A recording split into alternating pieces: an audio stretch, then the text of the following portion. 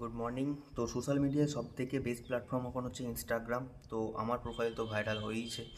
যারা যারা আমার হেল্প পাচ্ছ তারা তো পাচ্ছ, এবং যারা যারা নতুন হেল্প চাও তারা অবশ্যই এই প্রোফাইলটাকে, এই ইউটিউব চ্যানেলটাকে সাবস্ক্রাইব করে রাখো। আমার ভিডিওগুলো, সমস্ত ভিডিওগুলো দেখতে থাকো। পুরোনো ভিডিওগুলোয় অনেক টিপস দেওয়া আছে, কি করবে কি না করবে।